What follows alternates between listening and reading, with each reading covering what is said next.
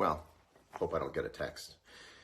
Hey, everybody. So, let's do it again. Hey, everybody. Welcome back to Current Mood.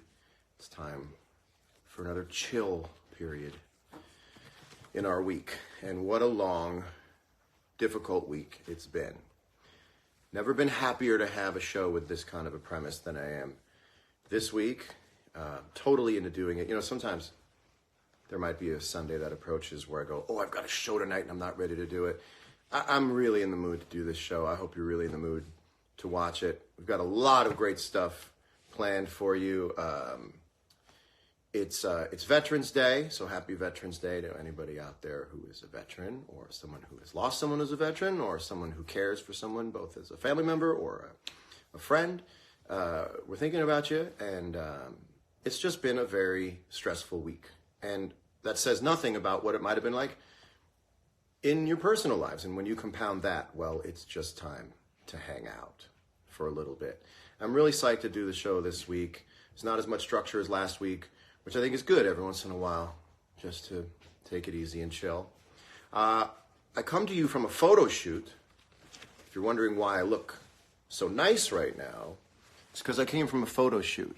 And when you come from a photo shoot, when you're done after they put the makeup on, they say to you, hey, you want me to take the makeup off? And you go, don't you dare take the makeup off. Sometimes I'll do a photo shoot, and right when I'm about to leave, they're like, do you want to take the makeup off? And I go, no. And I go, in fact, I'm going out after this just to go show everybody the extra. I'm juicing today. I'm visually juicing with the makeup I have on. Let's see what's going on down in the comments. Hey, everybody.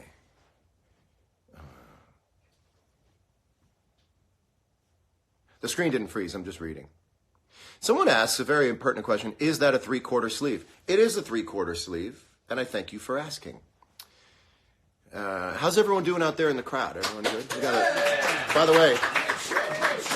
the way, that's not me pressing a button. This is me pressing a button. This is real crowd. Real crowd?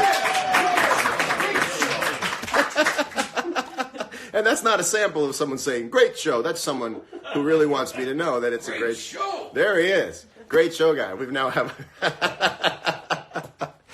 By the way, I have to tell you, everybody watching right now in this room are professional comedy people. And it is one of the craziest things that I, a frustrated comic, are sitting in front of the camera, and everybody behind me has a career in comedy, and they're actually nice enough to watch me flounder here. Last show we did, we shot some really high definition video on some really expensive cameras. I mean, these are like, you shoot movies on these cameras these guys brought in. But the high definition, you know, you see certain things a little too clearly, and you could see too clearly that I'm not funny. So we went back to... Thank you. Great choice. Thank you. So we went back. Now we have 3 iPhones going. So when you see this on Instagram TV, you'll see their iPhones going. Funny people in the room. We did a segment last week called "Can I Talk to You Over Here for a Minute?" And it did gangbusters. Everyone loved it, and so we're going to do it again right now, if only to hear the song. This is "Can I Talk to You Over Here for a Minute?"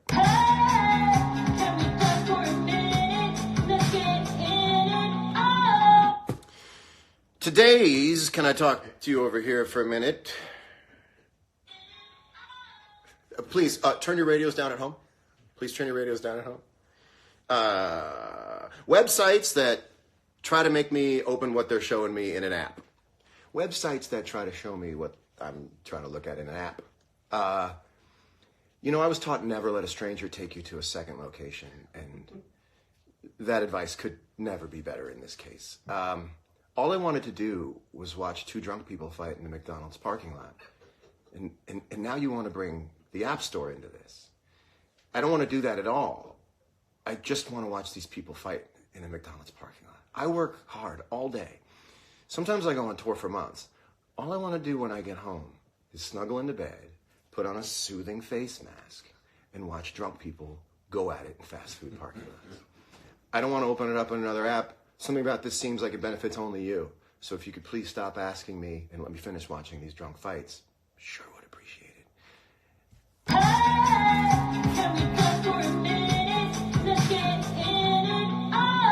But wait! It's a bonus. Can I talk to you over here for a minute?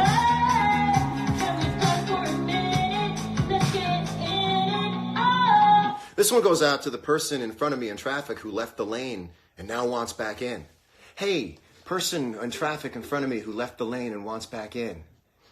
Yeah, far cry from the person you were a couple minutes ago, huh? Remember when you full of all that piss and vigor and thought you were going to find that open road just to the right of us both? Like I was stupid, just didn't want to go in the right lane. You knew something I didn't do. Remember how you saw the world full of promise? Then you left all hot and bothered and hot to trot into the right lane. And then you realized that the reason none of us are in the right lane is because people are parked all along the right lane. And then you wanted back in, almost exactly where I let you out. Come on back in. Come on back in. It's all right. It's all right. I just hope we know that now you're going to drive a little differently, aren't you? You're going to take it a little slower now? All right. Thanks very much. That was Can I Talk to You over here for a minute.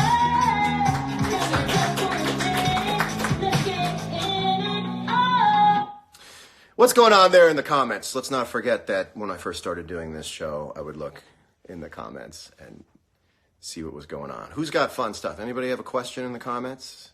Or a comment in the questions? Or a thumbs up? Or a thumbs down? John's wardrobe is provided by Botany 500. That's the old like Price is Right or Wheel of Fortune credit. That's really, really funny. Jensen is on. Jensen is from Hawaii right now. He's on a honeymoon. He's in Hawaii. What color sweatshirt is this? This is a natural dye pink. If you're scoring at home. What kind of sheets do I like? You know, I've never really kept track of what sheets I like, but the people at Wham Sutta, they seem to make a good sheet, don't they? What's the thread count? I like 4. I like 4. I like my whole body to be able to slip in and out through the threadings. I like it. Just looks like a net. It just looks like a cargo net. It's breezy. Great joke. Great joke.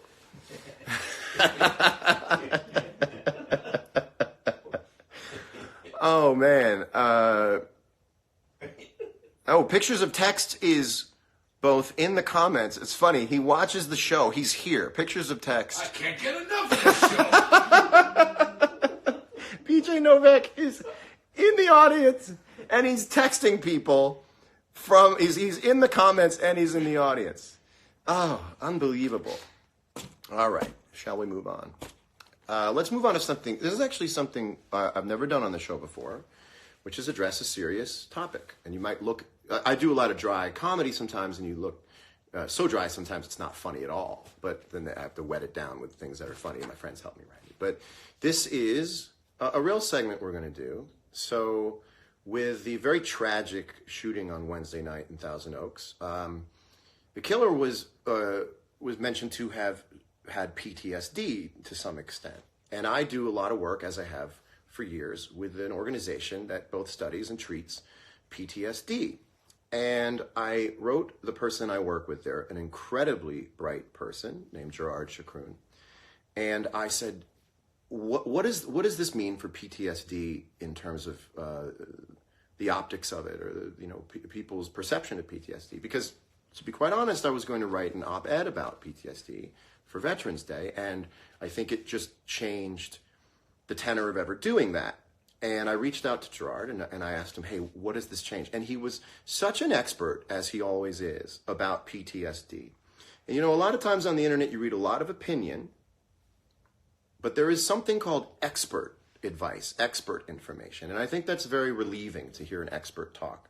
So Gerard was nice enough to sit by his phone and wait for me to get through all this lunacy to get to something I think is going to be very helpful to people. He is an expert in PTSD and traumatic brain injury, and he is currently the director of veterans programs at the Presidio Trust in San Francisco, California. We're going to try to bring him in, so if you don't mind, if you could just bear with me for a minute while I work out the finer points of hitting a button that doesn't work. Okay, here we go. And this should...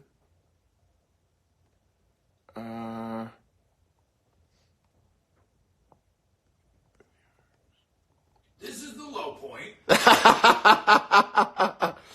I don't quite know why it's not. Maybe he's not watching.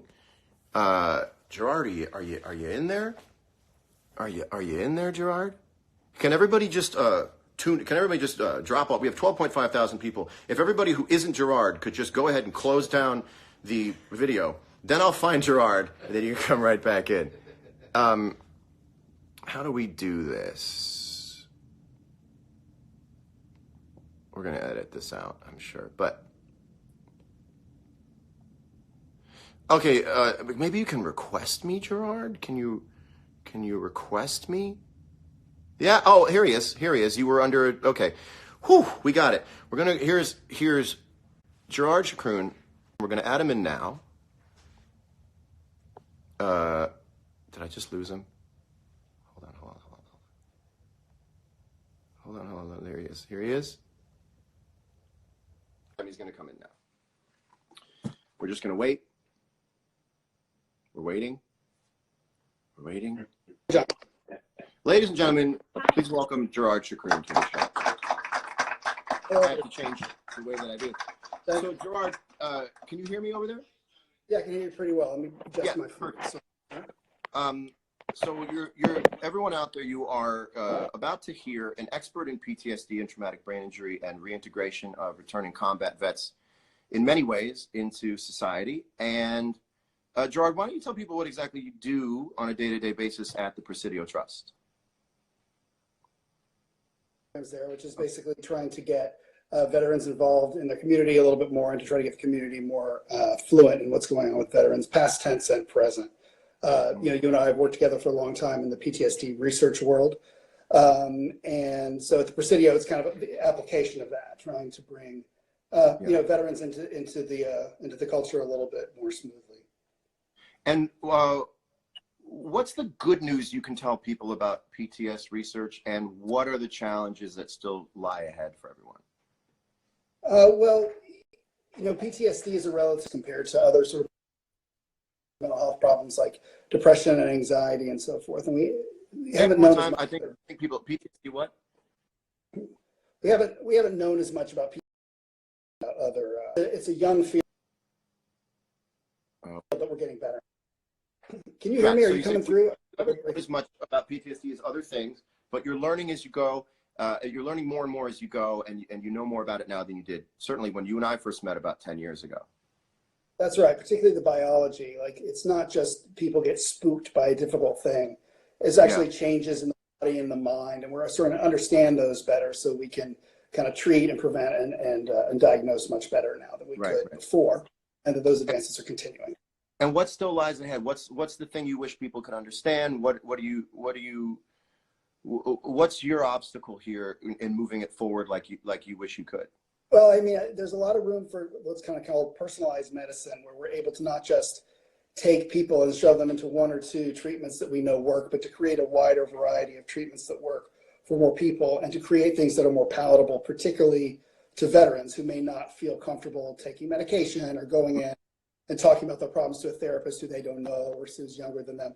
We want to be able to increase the utilization of resources by getting more veterans into treatments. Yeah, it's interesting to hear you say that. When you and I first met 10 years ago, most people need resources. You've had resources for quite a while. Correct me if I'm wrong. You need people to take you up on the resources. Is that correct? Yeah, I mean, I think it's on us actually to develop a wider variety of resources that people will use. So it's not.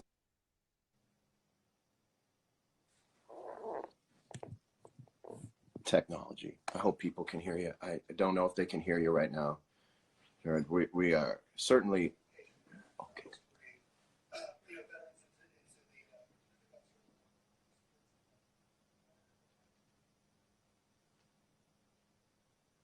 Well, unfortunately, we have a freeze with Gerard. We're gonna have to have him on the show next time. I hope you understand. Here with talking to an expert. He's fallen off. I hope you see that as a sum total win for both the show and for Veterans Day, to know that Gerard was, who is such a bright guy and has dedicated every minute of his life to PTSD research and building resources. And then, I think he has built resources far greater than a lot of people understand, most people understand. And a big issue is getting people to use them, getting people to become aware of them. And as you heard him say, it's on him. What a very selfless thing to say, that it's on him and his organization to make sure that it's presented in the right way. And we will do that. And so let me speak for Gerard and I both in saying that we have a foundation called Heart and Armor, and it will be launched sort of en masse in February. And so we will definitely try to get him back. Unless you want to try it again, I don't know that technologically we're going to have a better connection if we do it again. Should we try it again one more time? You guys would be the best if you would let me do that. Let me just try it again one more time.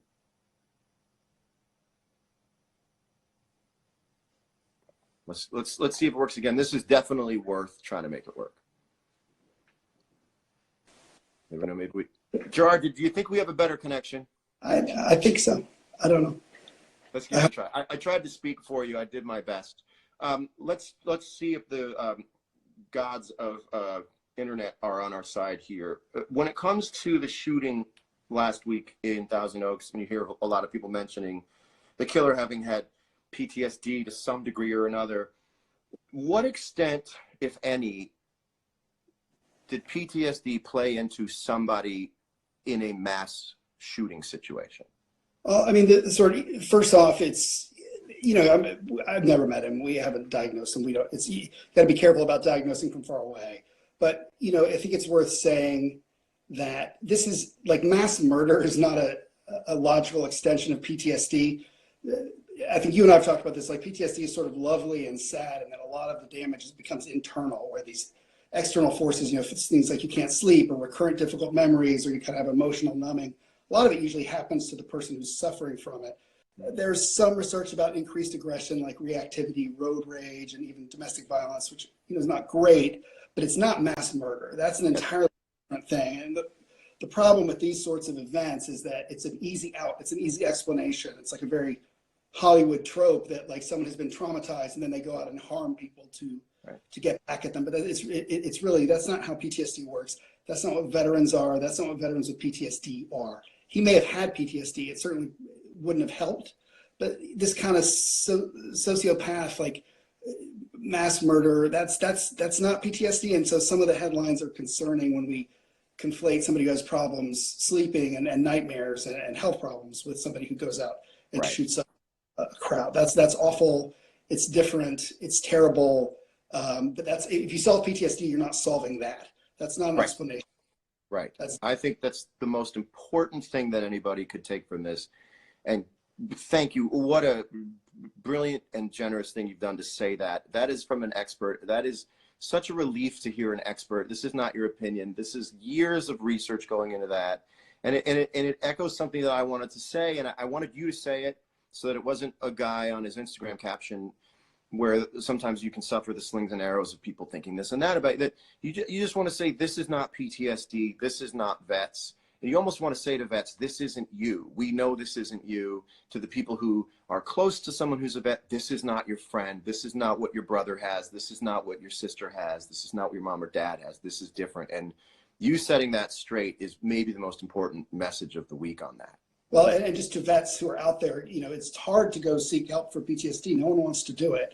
It's an unpleasant thing. It's very isolating. So when you see images of people, shot up, you think that that's what people are going to think you are. So there's a sort of other thing going on where it adds to the stigma for people who really could get these symptoms taken care of fairly, quickly to sort of think they're going to be branded as a mass murderer if they seek help for PTSD. So it's important. That messaging is very helpful, and you've always been really great about that. Yeah, well, I can't thank you enough for being the one to say it. You have to understand about Gerard. He is a harbinger of hope. Every time I meet him, he gives me more good news. And I think there is good news.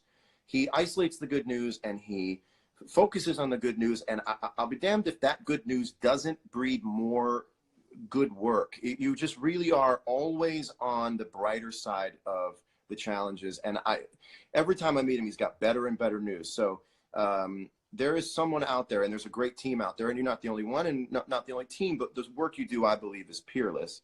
And even when you're not thinking about it out there in the world, there are people who have made this their main focus in life, and they're fighting this fight. And Gerard, I couldn't thank you enough for coming on a Sunday night with such short notice, helping to give some insight to this.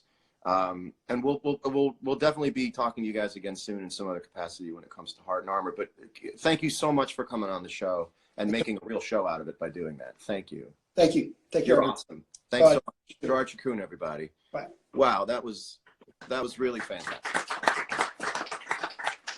That was great. And sometimes I find myself wanting to say things.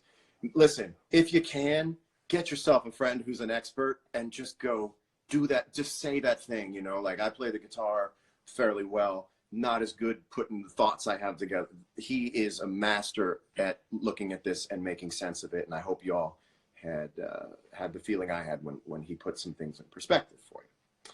So what's going on there? This is actually great. People saying it was awesome and clapping. Thanks for the education. That is very cool. That is very, very cool. I have a little bit of like a nervous kind of buzz from having done that. That felt really good. You know, sometimes you do something like really good and it makes you feel sort of amped up or a little scared from it. But thank you so much. Thank you. Mr. Mort is still going on only about my fit.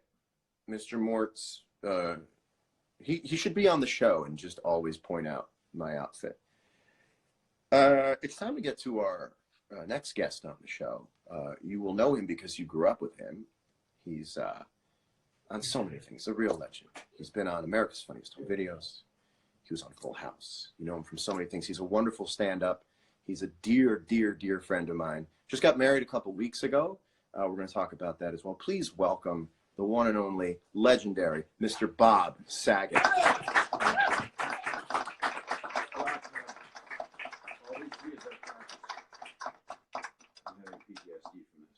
Well, I don't watch that. No, that was a beautiful guest. He's wonderful. It's fantastic.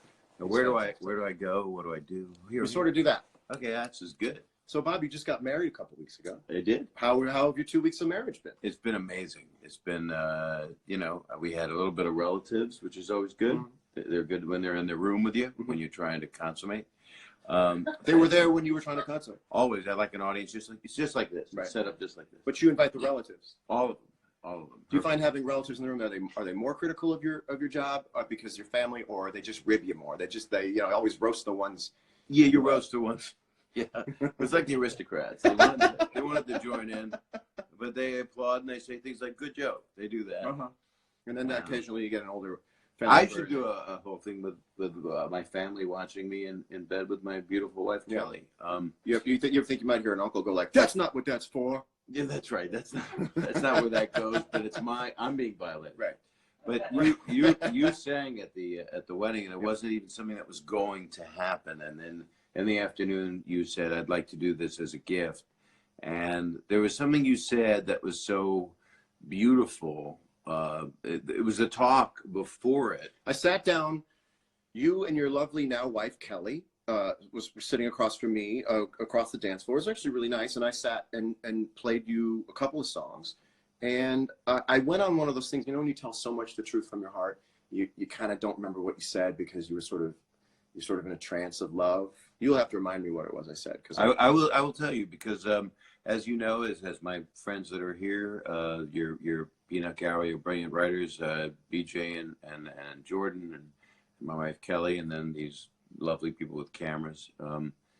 But I had a lot of tragedy in my life, and a lot of people are going through so much right now. I mean, it's like insane. While this is happening, there's people that can't watch it because their Wi-Fi's out because they don't have a house. Right.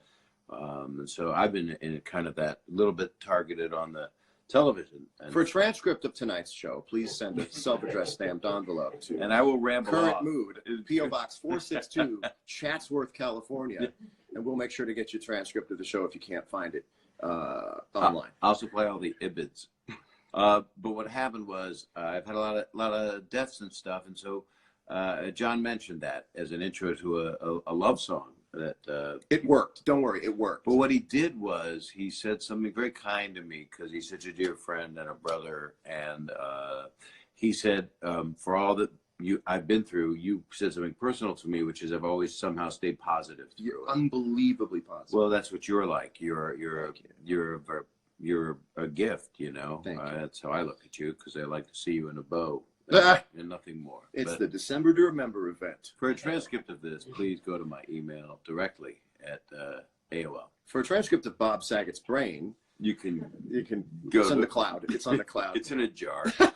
But what he said was your reward for all of the difficulty you've been through is Kelly. Mm-hmm. It's this is your reward, your wife. Yeah. And I haven't been married for a very long time. It's I think I've been about 85 years. Yeah. I think I'm 115. Right, because I sucked the blood of a bat once. World War II, right. That was a World War II Right. veteran. I'm just using waypoints chronologically. What was about 85 years? Yeah. But she is a gift, and she is wonderful. And I'm difficult.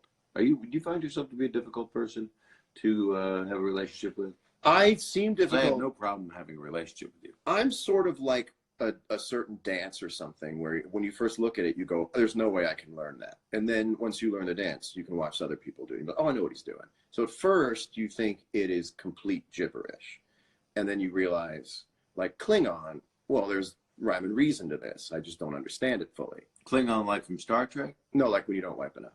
Oh, Klingon like a dingleberry? High five it. We're 7 feet apart from each other. It's just the lens. There's a delay here. Don't keep me hanging. But at first, Good joke. I'm actually leaning on your knee. That's how close we you are. can do that. You can do that. Lean on me. Lean on knee. Lean on me. Yeah. But Bury your elbow at wounded knee. welcome to Free Association with Bob Saget. No, it's just how I talk. It's not free. It is actually what People have to pay for it. So first, I seem unpredictable, but then once you can predict me, like if anybody wanted to take a mob hit out on me, I'd be the easiest person to kill. No, You just know where don't say stuff. Don't draw that in. There's too Well, much I out. make my payments on time. That's why I you're don't have fine. any issue. Right. I do that on my washer dryer. You know what I mean? Guys, I don't really own a fish company. Can I be honest with you? Do you don't have a meat packing thing? No. Do you need any steak knives or suits? Want to go downtown? I know a guy that has a lift. Yep. Nope. It's all a front. My music career is just a front. No, you are a muse. Oh. You are a thank muse and you are a poet. Thank you, man. It was funny because Ben Folds, who's a mutual friend, was at the wedding, and he said that 6 minutes before you played 2 songs. He said each 6 minutes that you spoke before each song, he said those are songs. Oh, He said that's all sweet. you need to do is put your tunes to them, and that is sometimes your most effortless, even though Thank sometimes you, you've man. told me it's a process. It takes a long time. Well, to love somebody as much as I love you is to basically have a teleprompter running of things you can say about them all the time. We all have someone in our life where we're so acquainted and acquainted with them and our feelings for them that at any time we could launch into a sermon about how great they are. And I can do that's- that about you because there's a comfort level that you give me, which is why I have leakage right now. Try to add humor to a day with so much tragedy. And it's a vortex 20 miles from here. It's where we've very lost- strange. We lost all these kids, these people, this hero, this police hero, and then now we've got this town on fire where all these people, and it started not far from this area, Yeah. and it's up north. It's Yeah. down. It's And you add that up with people who went out all weekend and have only started feeling good these last 4 hours.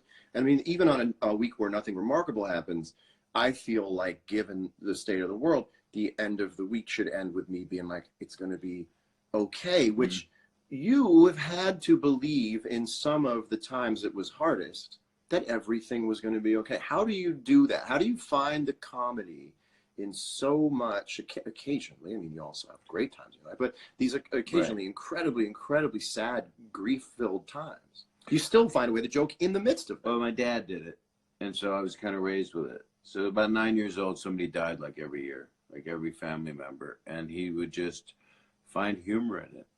We'd be laughing at the Shiva, which is when it's a thing Jewish people have instead of awake where they're cold, so they Shiva. And there's Delhi. Great joke. Not bad. Great. A little anti-Semitic, but we'll get through. That's the other thing that's going on. Before this is all a distraction. What we're living out here from all the insanity that's going on in the world, and we don't want that insanity. We want people to be human and love each other, and that's what you send out more love. And as you get older, I think you're 32 now. 32. And I'm 104 on the freeway, but you can't use that freeway right now. No. But the point is that love is stupid and cliche as some people want to believe it is. It truly is the thing that somehow pulls you through. Yeah, we've also, and I agree with that. We've also. But you can't, if you disagreed with that, you'd be.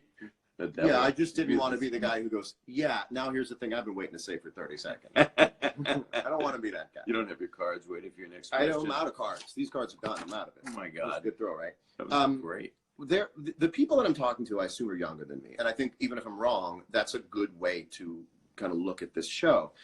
And you and I have seen the world both ways. We're amphibious. We saw the world before being plugged into everything going on local levels all around the world. Like, there used to be a thing called local and national and international. Well, now there's international local, which means we know the locales in every world. So every time somebody goes haywire, every time something crazy goes on, every time somebody says something that's really hurtful to another person and it's on video, we experience it. And I really want to say, the people out there, this is a new thing. You guys have been saddled with so much to see and feel throughout the day that I think it's really important to be someone at the end of the week to just be like, look, we'll deal with that. That's a lot of energy you guys are taking on. We're all taking on every week. But right now, you get to just chill for a minute. You guys have signed up to be a generation that is very difficult to take on. Your mental health days should be from the big world so that you can continue to live in the small world, not from everything. You know, there's this kind of sentiment going around the world, like it's too much to take. I just want to go lay in bed. You've got to draw a line between the big world and the small world. And sometimes you got to find the balance. And there's a lot going on in the big world that's very scary. That's very dire. We've got to dig out these places and these times in our small world to still feel joy, to still feel happiness, to say, in the face of all of this real ugly stuff, we're still doing okay this week in our life with our friends and our family who are safe. And you got married in all of this. I mean, the backdrop of the larger world is crazy, but you got married and had one of the most beautiful times in your life a couple of weeks ago. Yeah, I was very lucky. But a lot of the young people also become complacent, or there's a lot of cynicism, and they want to escape, and they would just stay high the whole time, which is it's not put down, but disconnect because it's so painful, and that's what a lot of people do. They drink, they whatever they have to do to get through. But there's also something to be said for, even in an altered state, or if you're in a sober state, is to stay connected. And try to stay connected to others. Yep. And not isolate, because I do that sometimes, and you do it sometimes. Yep. And you need your quiet time too. You need the old cliche, but you need to be empty to fill up. And there's a lot of fill up every single day, and there's got to be a way to just chill for a minute and do a little good for your friends. You guys are my friend, 8,705 friends, and you're still gonna find ways to make me and everyone laugh during all of this stuff.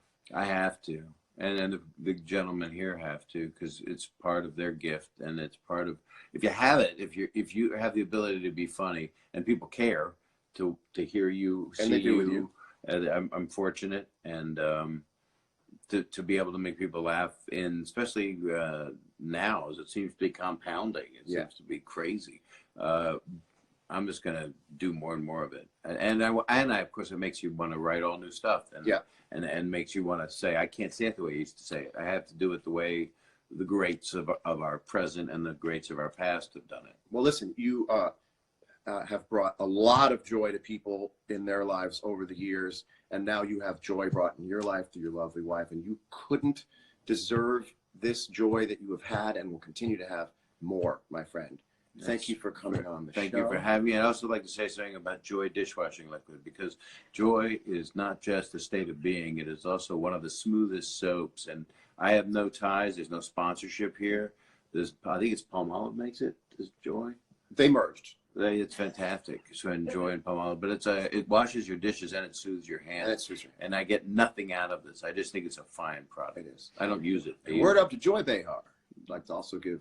I think it's Bahar, by the way. Is it Bahar? Yeah, I think it is. Well, look, you try to do a nice thing and still get in trouble. That's true. Well, I'm going to split, and I love you. I love you too, Bob. I love you very You're the much. best. You are too, and I'd like to buy some of those Beanie Babies. So tell me. And you can have. Tell me how You can much. have. Ladies and gentlemen, Bob Saget. Well, everybody. It's time to sign off. But there's something I'd like to leave you with. It's a thought that I want you to take through the rest of the week and maybe beyond. You know, a lot of times in your text, you get someone who writes you and they say, did I offend you? Did I upset you? Are you mad at me? And you write, no, I just haven't written you back. So I want to address that for a minute. This is John Mayer's rules for apologies, okay? Rule number 1, I will not try to offend you and you will not try to offend me. Beautiful. We get that, move that to the side. There are 3 options. Option 1, you were never offended by the thing I thought you might be offended by.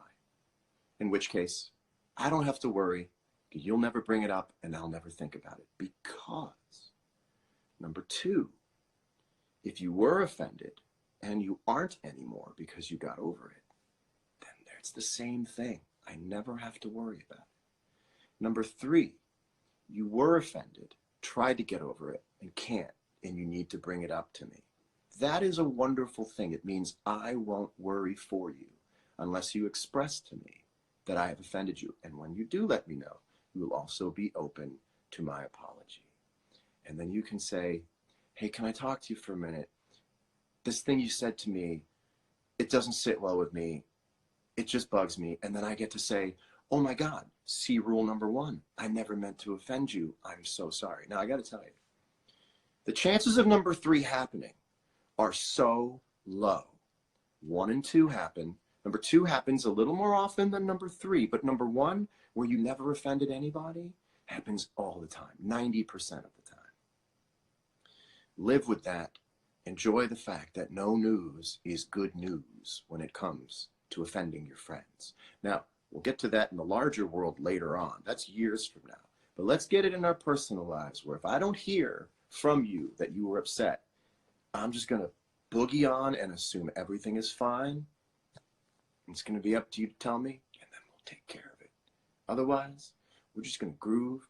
Next week, there's going to be more bad news, and there's going to be more good news, and it's up to us to isolate the good news and bring value to the good news, because most of the good news belongs to you personally, and most of the bad news belongs to us all publicly.